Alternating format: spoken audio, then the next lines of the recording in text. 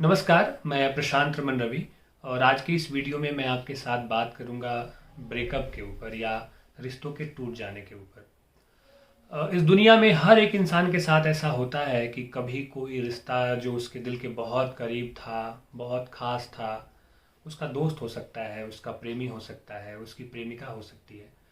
कुछ ऐसी परिस्थितियां आती हैं, अपनी गलती होती है या सामने वाले की गलती होती है या कुछ खास तरह की परिस्थितियों की वजह से अब वो खास रिश्ता या प्यारा रिश्ता टूट जाता है, अलग हो जाते हैं, दोनों की राहें अलग हो जाती हैं, दोनों में बातचीत तक भी बंद हो जाती है।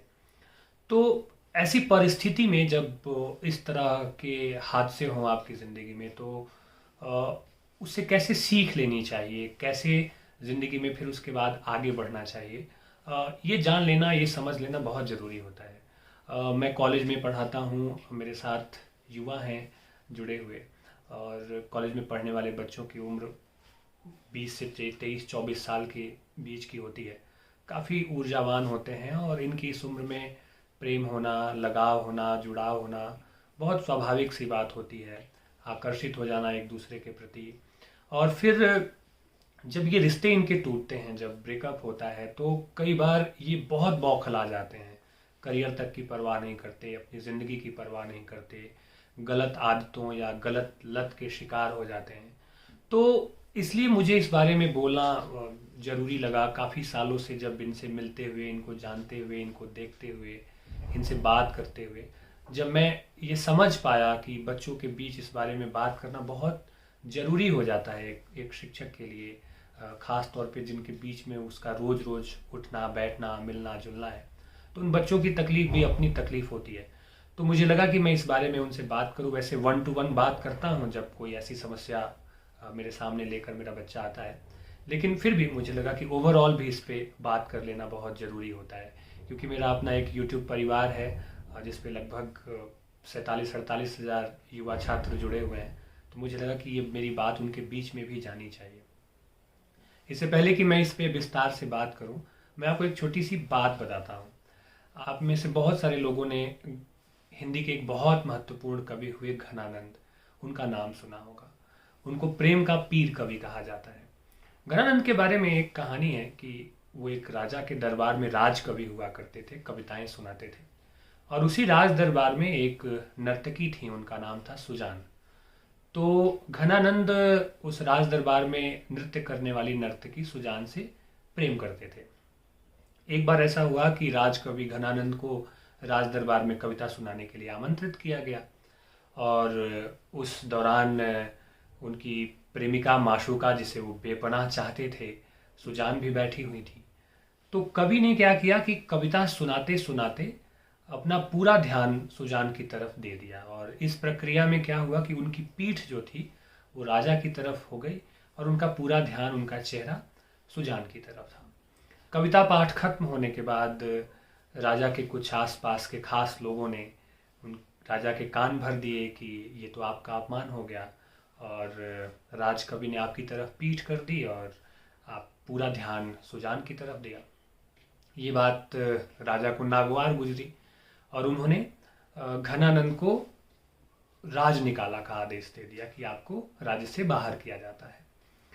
जब वो राज्य से बाहर जाने लगे तो अपनी मासूका सुजान से मिलने गए और अपने साथ चलने का निवेदन किया, लेकिन सुजान ने मना कर दिया और फिर वो अकेले वहाँ से चले गए।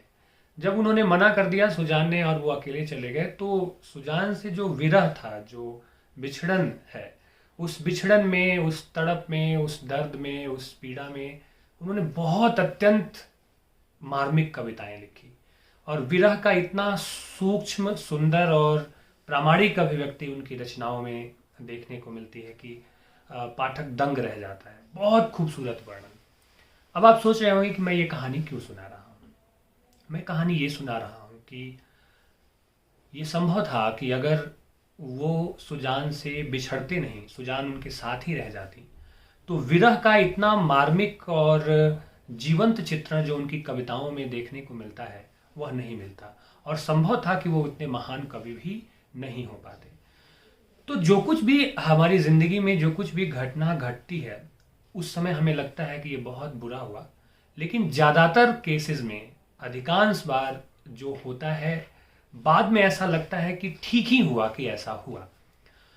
तो ये बात मुझे रिश्तों के बारे में भी, यही बात मुझे लगता है कि ये चीज़ लागू होती है कि एक समय में कभी कोई रिश्ता जो बहुत खास था, जो अब नहीं रहा, तो उस रिश्ते के ख़त्म हो जाने के बाद, टूट जाने के बाद बहुत सारी चीज़ें आप पाते हैं अपने आप में, बहुत सारी चीज़ें आप सीखते हैं, आप रियलाइज़ करते हैं कि आपकी क्या गलती थी, आप कैसे और बेहतर कर सकते थे वहाँ पे।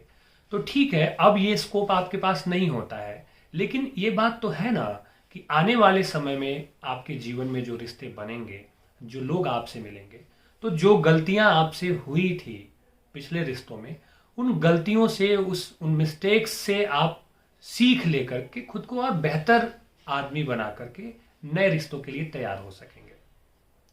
थॉमस एल्वा एडिसन का नाम आपने सुना होगा। वो रोज जाते थे, विद्युत बल्ब का आविष्कार उन्होंने किया था और रोज प्रयोग करते थे, हजारों प्रयोग किए उन्होंने और हर बार फेल होते थे। एक बार उनसे किसी ने पूछा कि आप रोज आते हैं, आप असफल हो जाते हैं, क्या फ़ायदा, आपने क्या सीखा, आपको क्या मिलता है? उन्होंने कहा मुझे बिल्कुल मिलता है, मुझे ये ज़रूर पता चल जाता है कि इन 1000 तरीकों से जो अब तक मैं अपना चुका हूँ, इन तरीकों से बल्ब नहीं बनाया जा सकता है। तो ये बात रिश्तों पर भी लागू होती है कि हम 1000 लोगों से मिलते हैं, सैकड़ों लोगों से मिलते हैं, लेकिन सबके अपने अपने वाइब्रेशंस होते हैं, वाइब्स होती है, अपना अपना स्वभाव होता है, अपनी प्रकृति होती है।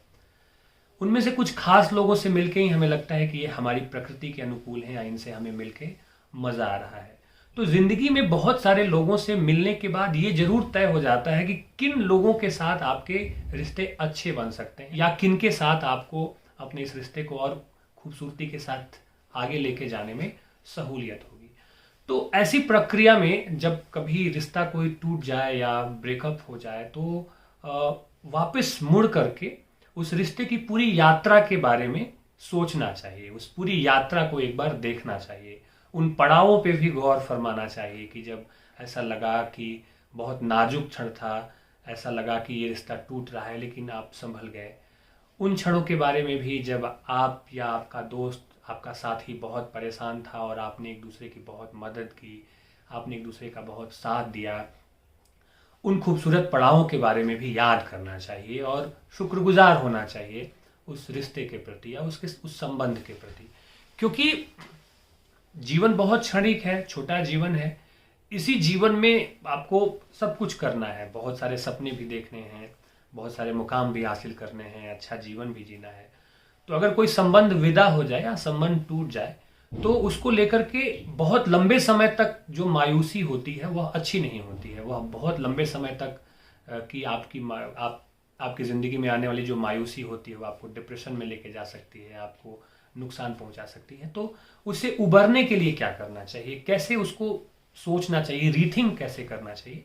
तो मुझे ऐसा लगता है कि सबसे पहले तो आप उस पूरी प्रक्रिया के बारे में सोचें और जो सबसे खूबसूरत क्षण आपके उस रिश्ते के रहे, वो बहुत हो सकते हैं, बहुत सारे हो सकते हैं, उन्हें आप याद करें और उनके प्रति शुक्रगुजार हो जाएं। क्योंकि आप ये देखें कि जो रिश्ता आपने जिया, आज जिसके साथ आपका संबंध विच्छेद हो गया है या रिश्ता टूट गया है, किसी समय में वो आपका सबसे खास या बहुत प्रिय आदमी था। तो ऐसा तो है नहीं कि उसमें अच्छी अनुभूतियां नहीं होंगी या अच्छी यादें नहीं होंगी। तो उन अच्छी यादों को रिकलेक्ट करें अपनी मेमोरी में और उस इंसान के प्रति आप शुक्रगुजार हो जाएं। सबसे पहला तरीका ये है कि अगर आप खुद को शांत करना चाहते हैं, खुद को एक बेहतर स्थिति में लाना चाहते हैं, तो थैंकफुलनेस आपके भीतर जरूर होनी चाहिए। और आप देखें कि घनानंद इतने महान कवि हुए और उनकी कविता में कहीं भी अपनी प्रेमिका को लेकर के कोई नाराजगी नहीं है, कोई शिकवा शिकायत नहीं है, बहुत सम्मान और बहुत प्रेम का भाव है।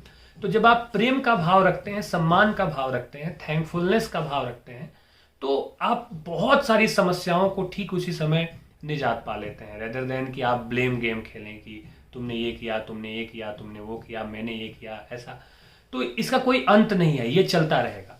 तो इसमें उलझने और खुद को सही साबित करने, किसी और को गलत साबित करने से ज़्यादा अच्छा है कि आप उन पड़ावों के बारे में सोचें जो आपके अच्छे रहे उस रिश्ते में और उसके प्रति आप शुक्रगुजार हो जाएं।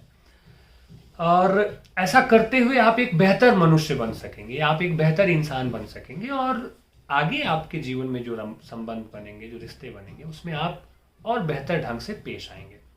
साथ ही साथ जब ब्रेकअप बिल्कुल नया नया हो, रिश्ता बिल्कुल नया नया टूटा हो, तो बहुत बौखला जाते हैं आप, बहुत परेशान हो जाते हैं। तो ऐसे में खुद को कभी अकेले ना रहने दें। अपने किसी दोस्त के साथ, माता पिता के साथ, जिसके साथ आप बहुत ज़्यादा सहज या कंफर्टेबल हैं, उनके साथ ज़्यादा वक्त बिताएं। और साथ ही साथ आप ये पड़ताल करें कि आपकी ज़िंदगी का पर्पस क्या है।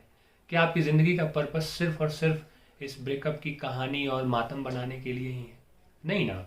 ज़िंदगी तो बहुत सारे आयामों में होती है, बहुत सारी चीज़ें होती हैं इस एक ही ज़िंदगी में। तो बाकी सारे जो पर्पस हैं, उस पर्पस पे थोड़ा थोड़ा फोकस करना शुरू करें और एक गोल बनाएं कि आप आने वाले 2 सालों में, 3 सालों में आप अपने आप को कहाँ देखना चाहते हैं, आपकी उड़ान क्या है, आपके सपने क्या हैं, आपकी मंजिल क्या है, आप कहाँ पहुँचना चाहते हैं। उसके लिए एक योजना बनाएं और उस पर काम करना शुरू कर दें, क्योंकि ये ऐसा वक्त होता है जब आप खुद को बिजी नहीं करेंगे, इन्वॉल्व नहीं करेंगे, तब तक आपके साथ ये समस्या ज़्यादा होगी। और जितना आप खाली रहेंगे, जितना आप कम काम करेंगे, ये समस्या आपको उतना ज़्यादा सताएगी, परेशान करेगी। खुद को थोड़ा खुला छोड़ दें।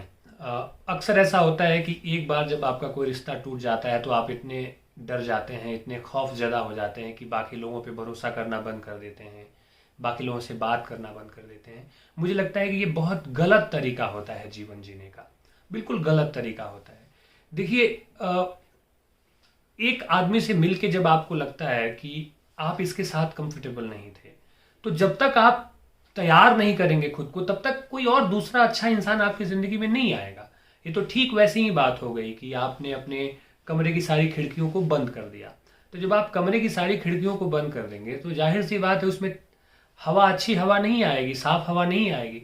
तो ज़िंदगी भी एक खाली कमरे की तरह होनी चाहिए जिसकी खिड़कियों को आप खोलते रहें, और उसमें ऐसा होगा कि अच्छे लोग आएंगे, आपको अच्छे रिश्ते मिलेंगे, अच्छे इंसान आप मिलेंगे। क्योंकि आप देखें, अगर आपको ये लगता है कि आपको अच्छे इंसान नहीं मिलेंगे, तो आप खुद भी तो एक अच्छा इंसान बनने की प्रक्रिया में हैं। तो उस तरह से दुनिया में बहुत अच्छे अच्छे लोग हैं, वो मिलते हैं और रिश्ते बनते हैं और बहुत खूबसूरत ज़िंदगी बन जाती है। तो कभी ब्लेम ना करें, कभी खुद को अकेला ना छोड़ें, कभी कोई शिकवा शिकायत ना करें। और देखिए, ऐसा होता है कि जब आप कहीं से कहीं को चलते हैं, एक जगह से किसी दूसरी जगह पे चलते हैं, तो जब आप चल रहे होते हैं कहीं पहुंचने के लिए, तो रास्ते पे चलते हुए ठीक एक ही समय में आप कहीं पहुंच भी रहे होते हैं और किसी जगह को आप अलविदा भी कह रहे होते हैं।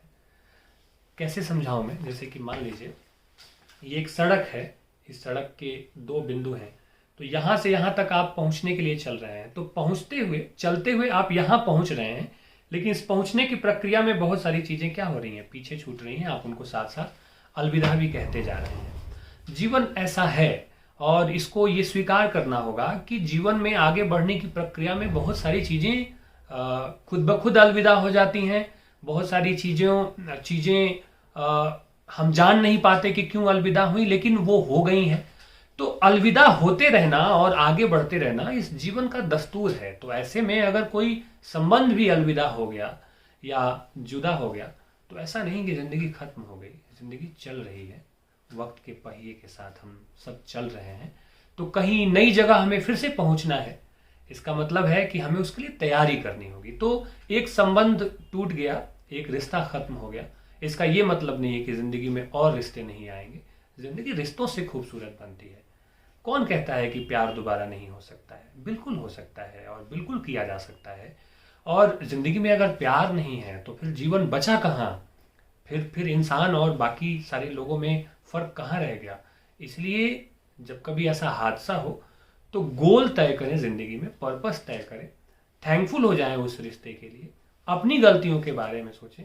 ठीक है, अगर गलती सारी की सारी उस व्यक्ति के बारे में भी रही तो सीख तो मिल गई ना आपको, वहां भी पॉजिटिव चीज़ है। आपने सीख तो लिया ना, जान तो लिया ना। अगली बार जब कोई व्यक्ति आएगा तो आप समय लेंगे, आप धीरज के साथ चीज़ों को जानने समझने की कोशिश करेंगे और इस प्रक्रिया में आप अच्छे रिश्तों की तरफ आगे बढ़ सकेंगे। तो खुद को किनारे कर लेना, एक कमरे में डाल देना, बाकी सारी चीज़ों से कट जाना, ये एक तरह की नादानी है, एक तरह की गलती है और अपने साथ की गई सबसे बड़ी ज्यादती है। ज्यादती मैं इसलिए मानता हूँ कि एक छोटा जीवन है हमारा, इस छोटे से जीवन में ही सब कुछ करना है।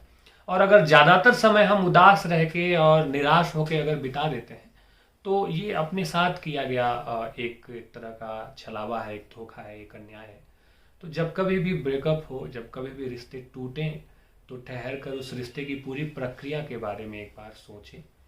अपनी गलतियों के बारे में सोचें कि उसे आगे आने वाले संबंधों में आप ना दोहराएं। उस व्यक्ति ने कोई गलती की या जो भी किया उसको ब्लेम करने के बजाय उसके साथ जो अच्छे समय थे उसके प्रति शुक्रगुजार हो जाएं, सीख लें और ज़िंदगी में आगे बढ़ें, क्योंकि ज़िंदगी में शिकवा शिकायत के लिए वक्त बहुत कम है। जितना आप खुश रहते हैं, जितना आप मौज में रहते हैं, ज़िंदगी उतनी ही कम लगती है। तो अगर ज़िंदगी को जीना है तो बहुत सारे आयामों में, बहुत सारे मामलों में जो चीज़ें हमारे नियंत्रण में नहीं है, जो हमारे हाथ में नहीं है, उनको कोसने के बजाय उनसे सीखने के बारे में सोचना चाहिए। और सबसे अंत में कि पर्पस कभी नहीं खोना चाहिए ज़िंदगी में। अगर पर्पस खो गया तो सब खो जाएगा। मुझे उम्मीद है कि आप मेरी इस बात पे गौर करेंगे और जब कभी भी आप जीवन के इस खराब दौर से गुजर रहे होंगे तो मेरा ये कहा गया आपके काम आ सकता है। ऐसा मैं इसलिए कह रहा हूँ कि बहुत सारे छात्रों से बातचीत करने के बाद जो एक एक निष्कर्ष मुझे मिला, उसी निष्कर्ष का निचोड़ मैंने इस वीडियो में आप सबके साथ रखा और मुझे लगा कि एक ज़रूरी मुद्दा है जिसके बारे में बात करनी चाहिए। आप सबका बहुत शुक्रिया, आप सबको बहुत सारी दुआएं। नमस्कार।